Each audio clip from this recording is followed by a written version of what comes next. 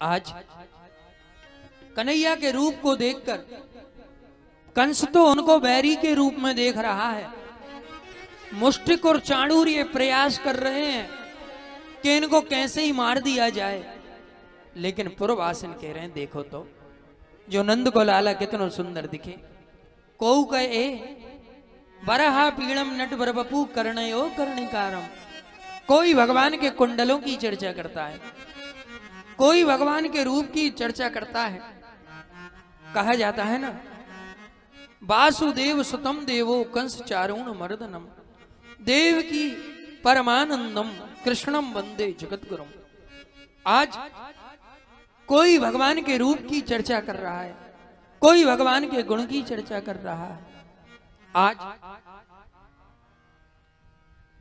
जैसे ही कन्हैया पहुंचे महल में, कन्हैया ने देखा कि ये क्या व्यवस्था यहां बनाई गई है। अब तो भगवान उस रंगमंच पे पहुंचे जहां पर उस धनुष यज्ञ का प्रावधान है। तैयारियां चल रही हैं। अब तो जैसे ही कन्हैया ने देखा रंगमंच में, और जैसे ही धनुष को स्पर्श ही किया कि धनुष का भंजन हो गया। अब तो धनुष का क्या भंजन हुआ, कंस घबरा गया कि अब तो मुंह को पक्को विश्वास होगा और कोई ना है जो ही है वो लाला। जय ने अवतार लो ऐसो लगे। फिर उस रंगशाला में बड़े बड़े पहलवान मुष्टिक चाणूर कुवलया पिंड जैसे हाथी पहुंच गए कन्हैया। अब लेकिन इन मल्ल युद्ध हुआ। मथुरावासी कह रहे हैं देखो इनको तनिक शर्म नहीं आ रही, नेक सो लाला मुष्टिक जैसो बलवान। कन्हैया ने फिर भी सबको पछाड़ दिया। अंतो गत्वा कुवलया पिंड का भी भगवान ने उद्धार किया और चढ़े उस सिंहासन पर जहां पर वो कंस बैठा हुआ है। कंस कांप रहा है, पसीना आ रहा है उसे। इतनों से छोड़ो, धनुष को भंजन कर दो, कुवलया पिंड मुष्टिक चाणूर को जाने मार दो। और घबरा रहो है। कन्हैया पहुंचे और जैसे ही भाई सिंहासन से उतारो, एक मुष्टिका को प्रहार करो। बोली वसुदेव नंदन की मुकुंद माधव की जय जय श्री राधे, जय जय श्री जय जय श्री राधे। इस प्रकार भगवान ने कंस का उद्धार किया। फिर कारागृह से महाराज उग्रसेन को आजाद किया और पूरा का पूरा राज्य महाराज उग्रसेन को समर्पित किया। कुछ समय के बाद जो चर्चा आती है वो भगवान के शिक्षा अध्ययन की चर्चा का वर्णन है। यहाँ भगवान उज्जैनी में आकर विद्या का अध्ययन करते हैं और आगे जो चर्चा आई है किस प्रकार भगवान गुरुकुल में विद्या का अध्ययन करते हैं।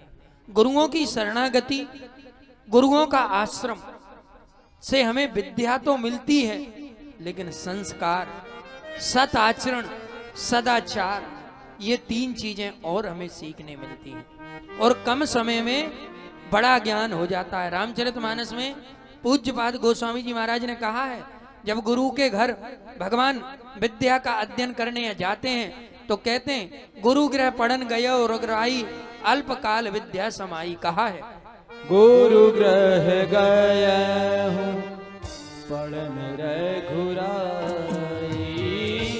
गुरु गृह गया पढ़न रघुराई। अल्पकाल विद्या समाई, अल्पकाल विद्या समाई। गुरु गृह पढ़न पढ़न रघुराई, गुरु गृह पढ़न पढ़न रघुराई। इस प्रकार भगवान ने विद्या का अध्ययन किया और गुरु का गौरव बढ़ाया। अब भगवान मथुरा को आ गए, वसुदेव देव की, महाराज उग्रसेन। मथुरा में सब कुछ है, दास दासियां, सेवक सेविकाएं, 56 भोग भगवान को यहां जीवने मिलते हैं, सब कुछ है। और एक नहीं, आज हजारों की संख्या में मेरे मुकुंद माधव के सेवक हैं। कोई चवर डुला रहा है। मथुरा में भगवान का द्वारकाधीश मंदिर है, कभी दर्शन कीजिएगा यमुना के तट पर, विश्राम घाट के निकट। आज भगवान की जो सेवा मथुरा में हो रही है वो बड़ी दिव्यतम सेवा है, कोई परेशानी नहीं है। लेकिन आज मेरे कन्हैया को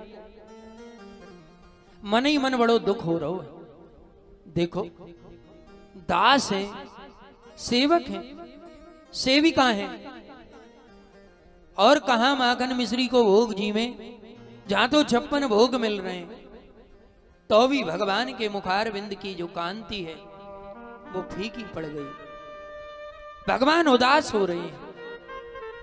भगवान चले गए मथुरापुरी के महल की अटारी पर, सबसे ऊपर जाकर के भगवान एक खिड़की के किनारे बैठ गए। देखो, खिड़की से देख रहे हैं कन्हैया कहां, वो ब्रज की ओर। और आज कन्हैया को वह ब्रज की माटी याद आ रही है, आंखों से कन्हैया के आंसू आ रहे हैं। कन्हैया मन ही मन सोच रहे, मैया यशोदा, आज तो मोह को तेरो प्रेम बड़ो याद आवे। मैया, वो तेरो ललकारवो, वो तेरवो भोजन करावो।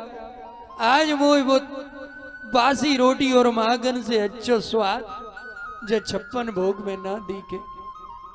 मैया यशोदा को कन्हैया याद कर रहे, बाबा नंद को कन्हैया याद कर रहे हैं, और देख रहे हैं उस ब्रज की ओर। यहां सब कुछ है, लेकिन फिर भी ऐसा लगता है जीवन में कुछ बचा नहीं। जब जीवन कमाने की भाग दौड़ में लगता है तो हम सोचते हैं हमें कमाना है, पैसा कमाना, पद कमाना, नाम कमाना। उस दौड़ में हम इतने अंधे हो जाते हैं, ना अपनों का ख्याल, ना बड़ों का सम्मान, ना मर्यादा, ना संस्कार।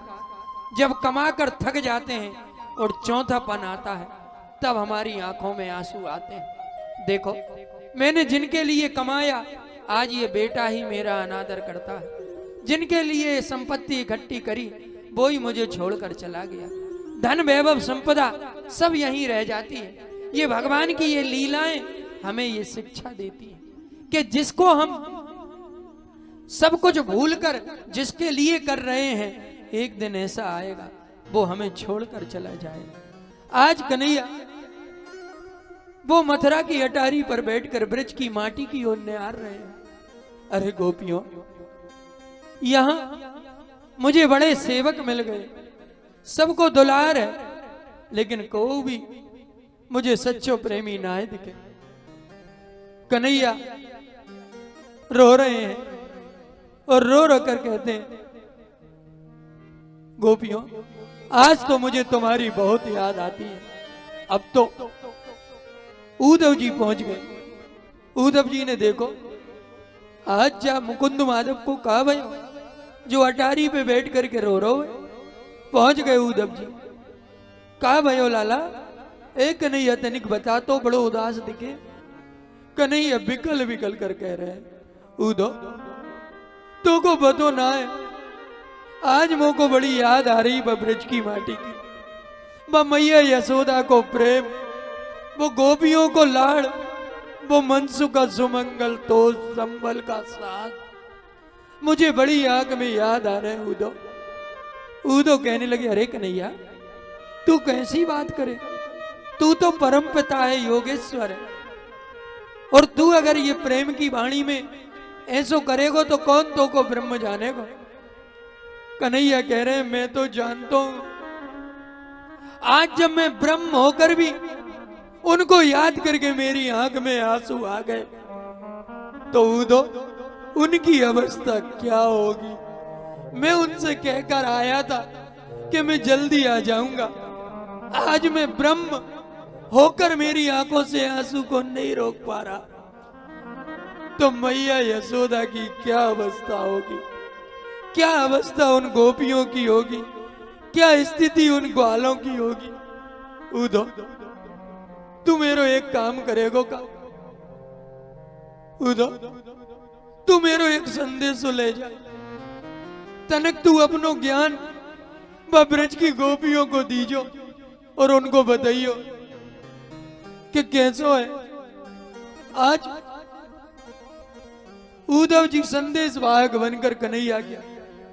कन्हैया कह रहे उद्धव, वो तो को ऐसे पहचान ना पाएंगे, तू जा पीताम्बरी ले जा, जाए लेके जाएगो तो वो ब्रज के ग्वाल तो भोले भाले हैं, वे वेद वेदांत को नाए जाने, वो तो प्रेम की परिभाषा को जाने।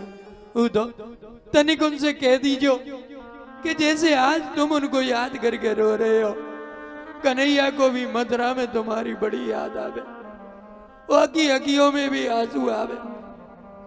अब उद्धव जी चल रहे हैं,